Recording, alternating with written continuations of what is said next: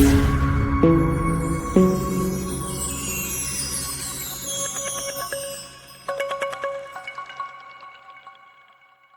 बार की बात है, रंग बिरंगे छोटे से शहर टिफिनपुर में एक नन्ही प्यारी गोल मटोल बच्ची रहती थी, मोमो।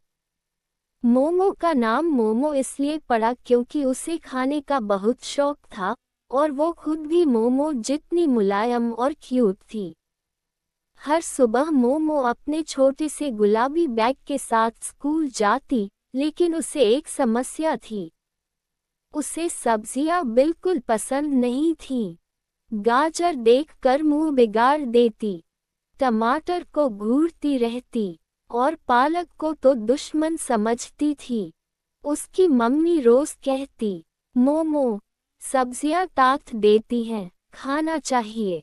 पर मोमो कहती, नहीं, ये मुझे बस मैंगो, मोमो और मैगी चाहिए।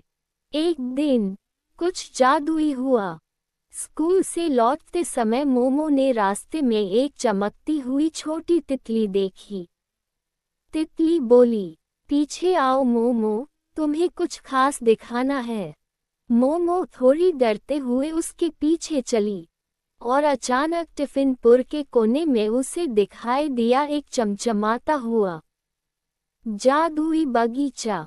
सब्जियां वहां इंसानों की तरह बातें कर रही थीं। गाजर हंस रही थी, टमाटर गाना गा रहा था और पालक योग कर रहा था।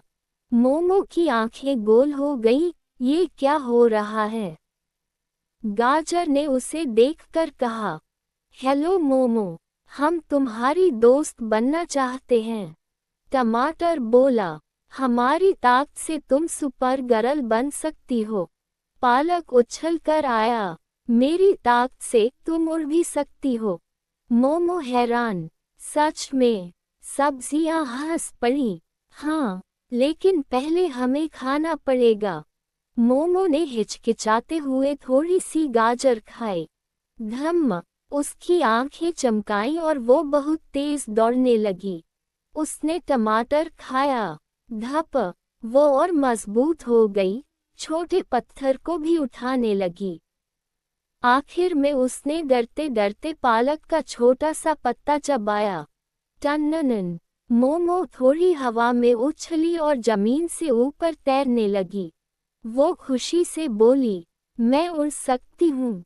वाह, सब्जियां बोली, बस इतना ही नहीं, असली ताकत अच्छा खाना खाने से मिलती है। अचानक जादुई बगीचे के पास भयंकर तूफान आने लगा। एक बड़ा काला कचरा दानव शहर की तरफ बढ़ रहा था, जो सब चीजों को गंदा और खराब कर देता था। गाजर चिल्लाए, मोमो, हमें बचाओ। मोमो ने बिना डरे अपनी सुपर स्पीड चलाई। उसने टमाटर की ताकत से दानव को धक्का दिया और पालक की उड़ान से हवा में घूमकर एक बड़ा झाड़ू जैसा चक्कर लगाया और कचरा दानव धप्पा से दूर गिर गया। फिर छोटा सा बनकर हवा में गायब हो गया। सारा टिफिनपुर खुश हो गया। सब्जियां तालियां बजाने लगीं। Momo hero, momo hero. मोमो मुस्कुराए, अब मुझे समझ आ गया कि सब्जियां दुश्मन नहीं, दोस्त होती हैं। उस दिन के बाद मोमो ने रोज सब्जियां खाना शुरू कर दिया। कभी गाजर, कभी टमाटर, कभी पालक और सब्जियां। वो रोज मोमो को नई नई छोटी सुपर पावर देती और टिफिनपुर में सब कहते, सुपर मोमो की जय हो।